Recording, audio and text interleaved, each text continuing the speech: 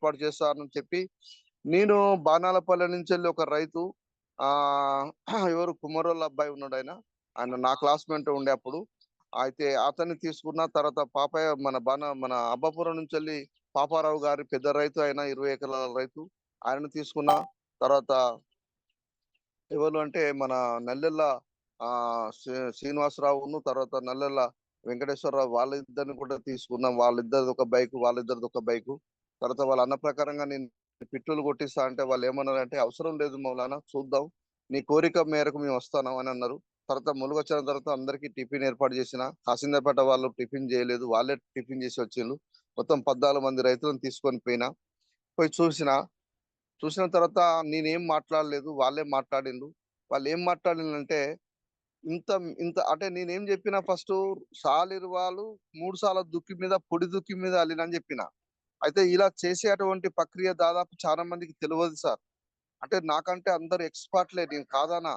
కాకపోతే చేసే విధానం లోపల కొంత మనం తెలుసుకొని, ఒకవేళ నష్టపోయినా, డ్యామేజ్ వచ్చేసినా మనసు అంగీకరించి బలంగా దృఢంగా మనం ఉండగలగాలి. అయ్యో! నష్టం జరిగిందని మనం బాధపడితే అది జరగదు. ఒక్కొక్కసారి నష్టం జరగవచ్చు. కానీ ఇక్కడ నష్టం జరగలే. నాకు ఎంత మిగిలింది ఇక్కడ అని వ్యవసాయ పరంగా మనం లెక్కేసుకుంటే 5 సార్లు చేయాలి సార్. ఎలగట్ల సాలిరువాలు, బురదల సాలిరువాలు, గొర్రు. అంటే ఒక ఎకరానికి దుక్కు పెట్టడానికి 5,000 అయితది. 5,500 అయితది. కానీ ఇక్కడ నేను 3 దుక్కులే పెట్టినా, 3,000 రూపాయలతోటి పని పూర్తి చేసినా, నాకు 2 సార్ల పైసలు మనకు ఇక్కడ మిగిలినయి. తర్వాత ఈ నాటేయలేదు. నాటేస్తే ఈ రోజులల్లో రూ. 5,500. ఆ రూ. 5,500 ఎకరానికి అంటే 6 ఎకరాలకు ఎంతైతన్నయి? 6,30,000, 30,000, 6,30,000, 33,500. 3,000, రూ. 33,000 అయితాయి. అంటే రూ. 33,000 కేవలం నాటుకు మిగిలినయి. అంటే కట్టలు పనిచేసడానికి ఇంకొక 500 కావాలి. ఇంకా 3,000 కావాలి. కానీ అలా 33,000, రూ. 35,000 నాకు నాటుకి మిగిలింది. దశ లోపలనే మనకు మొక్క మొలిపించే వరకే మనకు 47,000, 50,000 మనకు మిగిలినయి. మనం కాపాడగలిగినాం. ఇక్కడ మనం శ్రమ కేవలం ఒక ముగ్గురమే మాత్రమే చేసినాం. ఇద్దరు నా కొడుకులు, నేను ముగ్గురమే చేసినాం. ఇంకా బయట వాళ్ళని పిలవలేదు. ఇలా ఇలా చేసుకోవటం వల్ల ఈ రోజులలో వ్యవసాయం మిగులుతాను సార్. అంటే బయట చేయడానికి నేను ఏమంటున్నా అంటే, బయట చేసేవాళ్ళు నారు పోసి, నారును కాపాడి, నాటు వేసడానికి 5 సార్లు దుక్కులు పెట్టి, ఆరోసారి గొర్రు కొట్టి, 6,500 అటు ఖర్చు పెట్టి, 5,500 ఏసి నాటేయడానికి చాలా రిస్క్ పడతారు. పడ్డ తర్వాత అది ఈ రోజులల్లా భూమి తన సారాన్ని కోల్పోయి ఉన్నది. మనం ఇప్పుడు నేను వరుసగా 2024, 2025, 2026 కూడా ఇప్పుడు ఏయబోతున్నా.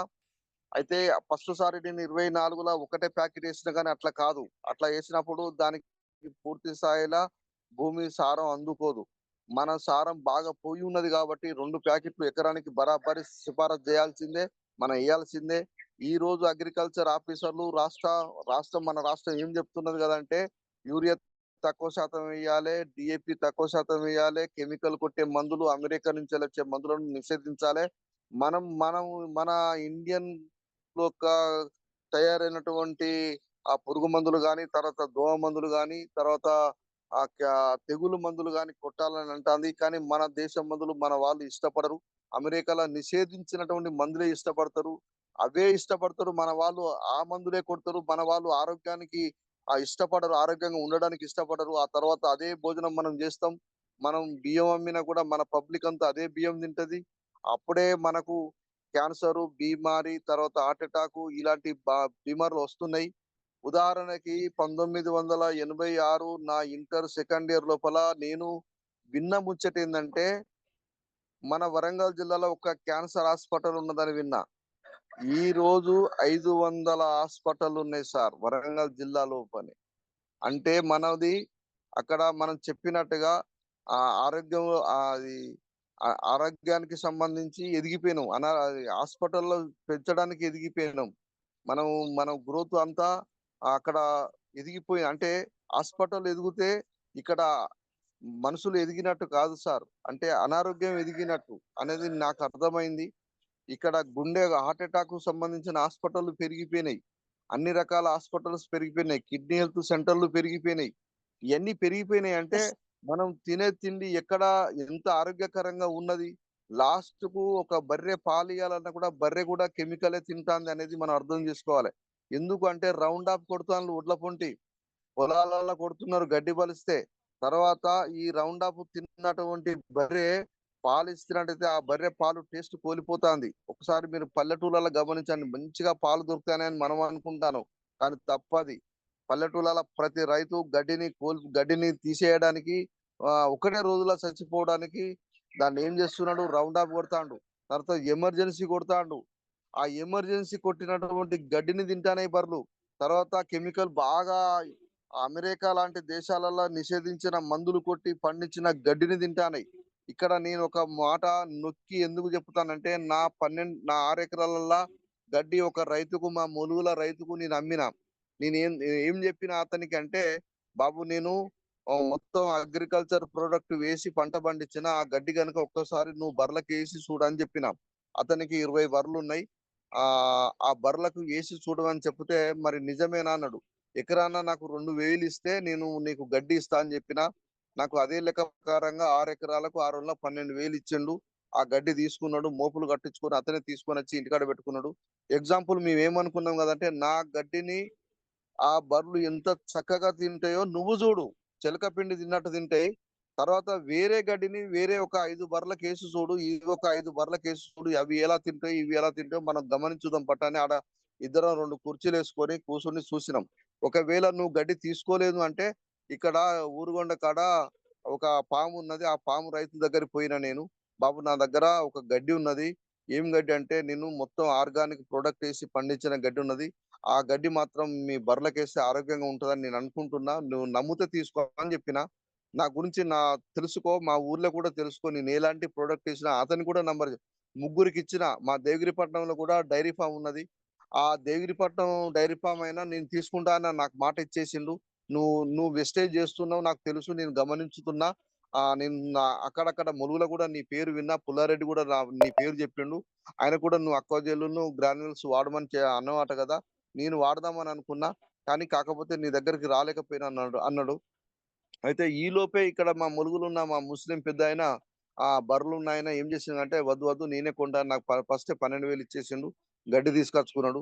ఒకరోజు సాయంత్రం పూట ఇద్దరం కలిసి వాళ్ళ బర్రెల ఫార్మ్ కాడికి పోయినాం. పోయిన తర్వాత ఆ గడ్డిని నా మోపులోనే ఇప్పి బర్రెలకేసినాం. ఏ విధంగా గూడా అవి ఈగలు కూడా కొట్టుకోకుండా తింటాన్నాయి. అవతల ఏసిన గడ్డిని నమలనట్టు నములుతాన్నాయి. 2, 2 పూసలు తింటాన్నాయి. ఇది 10, 10 పూసలు పెట్టుకొని తింటాన్నాయి. అది గమనించిండు. కాకపోతే నేను ఫోటో తీయలేకపోయినా ఆ రోజు. ఆ రోజు నీకు పెడదామని అనుకున్నా కానీ నేను మర్చిపోయినా ఆయన మాటలల్ల.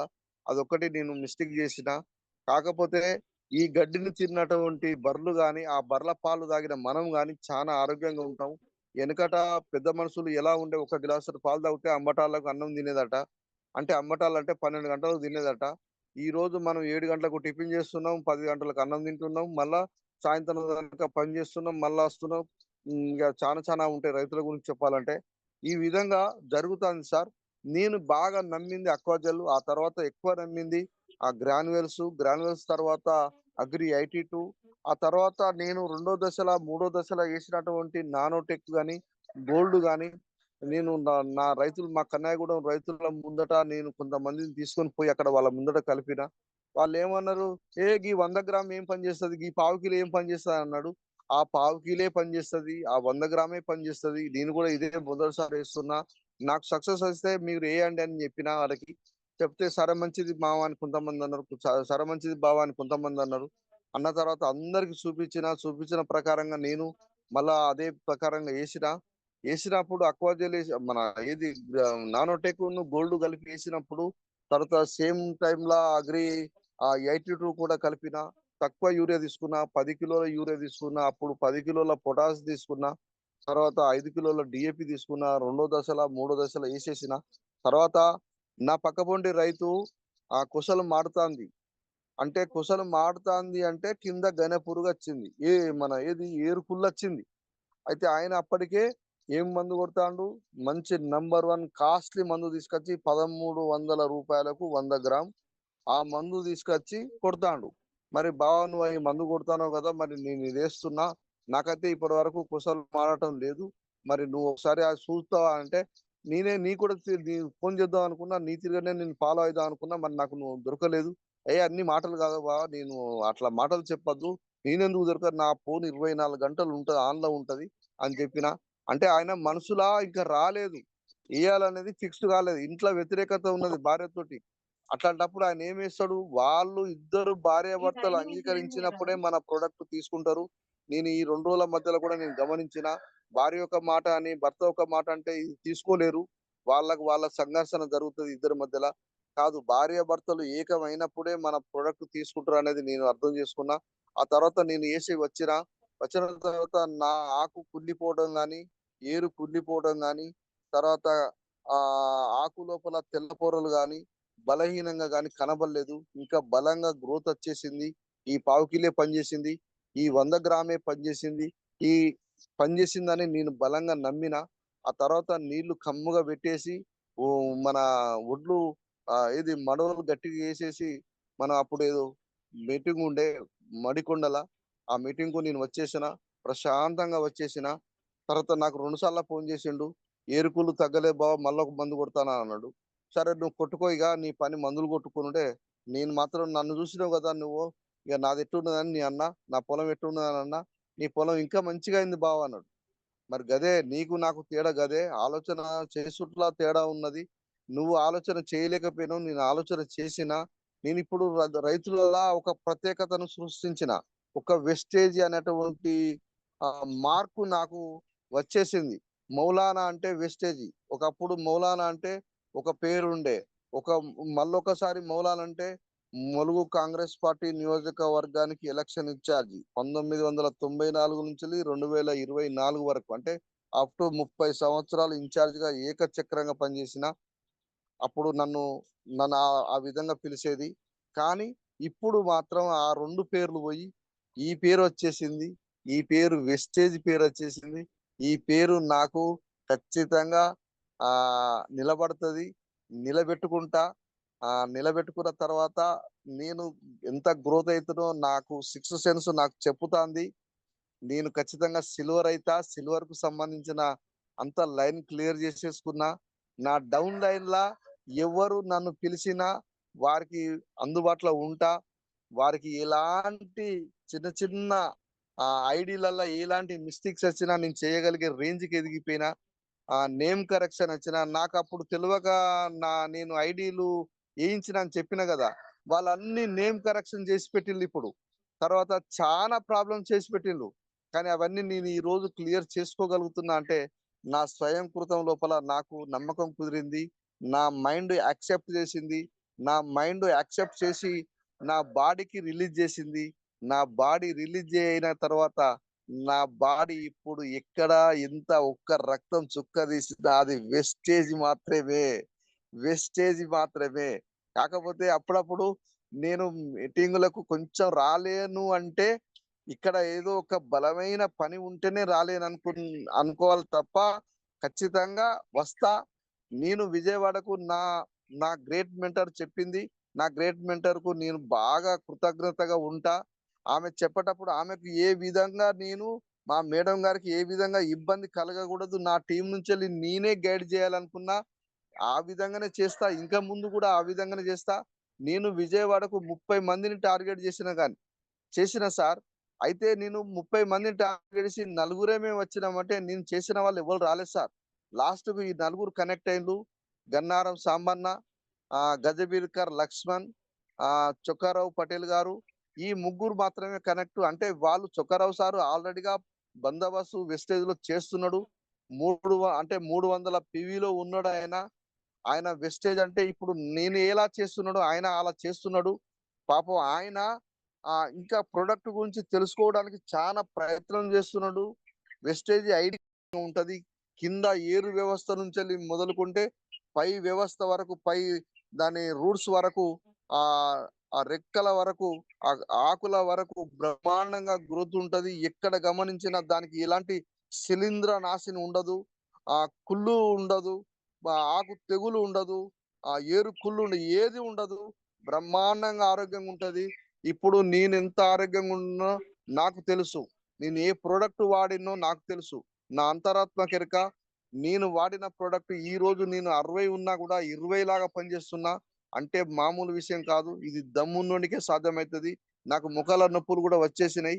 కానీ నేను మోకాళ్ళ నొప్పులకు నేను తెలుసుకొని, నేను ప్రొడక్ట్ నాలెడ్జ్ తెలుసుకొని, నేను ఈ కొలాజెను, ఆ తర్వాత నాకు షుగర్ లేదు కాబట్టి గ్లూకోజామిన్, తర్వాత నీము రెగ్యులర్‌గా వాడతా, ఆమ్లా రెగ్యులర్‌గా వాడతా, అలోవెరా రెగ్యులర్‌గా వాడతా. నా నా నా కిట్ ఇక్కడ ఉన్నది సార్. తర్వాత నా కిట్‌ను ఒకసారి మీకు తీసుకొచ్చి పరిచయం చేస్తానని నేను అనుకుంటున్నా. ఖచ్చితంగా నేను ఎక్కడికి పోయినా కూడా నా కిట్ తోటే ప్రయాణం అయితా. నా కిట్ లేకుండా ప్రయాణం కాను. ఇవన్నీ నేను మీకు ఎందుకు చెప్తున్నానంటే, వెస్టేజ్‌లో మనం నిలబడాలంటే, మనం కనబడాలంటే ఖచ్చితంగా ప్రొడక్ట్ మనకు ఉండాలి సార్. ఈ ప్రొడక్ట్ లేకుండా మనం పోతే యుద్ధం చేసే ముందు కత్తి లేకుండా ఎలా ఉంటామో అలా ఉంటది. ఇది సార్ నా బ్యాగు.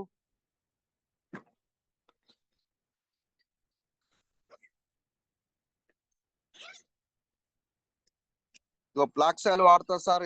సంవత్సరానికి 3 డబ్బాల చొప్పున. తర్వాత అలోవెరా వాడతా సార్ రెగ్యులర్‌గా. తర్వాత ఆమ్లా వాడతా సార్ రెగ్యులర్‌గా. తర్వాత నీమ్ వాడతా సార్. ఈ ప్రొడక్ట్ ఇందులో చానా ఉన్నాయి సార్ ఇంకా. జ్ఞాన పేస్ట్ మాత్రం ఎల్లకాలం వాడతా. తెలిసిన కాంచెల్లి. తర్వాత ఇగ పొలానికి మాత్రం గ్రాన్యూల్స్ ఆల్రెడీగా తీసుకున్నా. దగ్గర పెట్టుకున్నా. ఆహ్, ఇంత ఇంత నమ్మకం నాకెందుకు కుదిరింది అంటే, ఈ వెస్టేజ్ లోపల మా ఇంట్లో గూడా వాడే ప్రొడక్ట్ గూడా సర్ఫ్ వాడతాం. ఇది కూడా వాడతాం సార్. ఆహ్, తర్వాత ఇగో అగ్రి 82 ఎప్పుడు స్పేర్‌లోనే ఉంటది. 5 లీటర్ల హాఫ్ లీటర్ బాపత్తి ఉంటది. ఇవన్నీ మనకు అవసరం. వ్యవసాయానికి అవసరం. ఈ ప్రొడక్ట్ గూడా మన బాడీకి అవసరం. ఈ సప్లిమెంట్ అనేది లేకపోతే మనకు ఆహారం నుంచెల్లి సరైనటువంటి పోషకాలు మనకు అందవు అనేది నేను బలంగా తెలుసుకున్నా. టైం కూడా రీచ్ అయిపోయింది సార్. నాకు ఈ అవకాశం ఇచ్చిన కుమాల్ సార్ మా గ్రేట్ మన మెంటర్. తర్వాత మా గ్రేట్ మెంటర్ గౌసె మేడం గారికి, సాదిక్ సార్ గారికి, మన రవితేజ గారికి, ఈ జూమ్‌లో ఉన్న ప్రతి మిలీనియన్స్ అందరికీ నేను కృతజ్ఞతలు తెలియజేసుకుంటూ, ఈ అవకాశం ఇచ్చిన మీ అందరికీ నేను ఆహ్, ధన్యవాదాలు, కృతజ్ఞతలు తెలియజేసుకుంటున్నా. ఈ జూమ్‌లో ఉన్న ప్రతి మిలీనియన్స్ అందరికీ పేరు పేరున ధన్యవాదాలు తెలియజేసుకుంటున్నా. ఏమైనా మాట్లాడితే నన్ను క్షమించండి.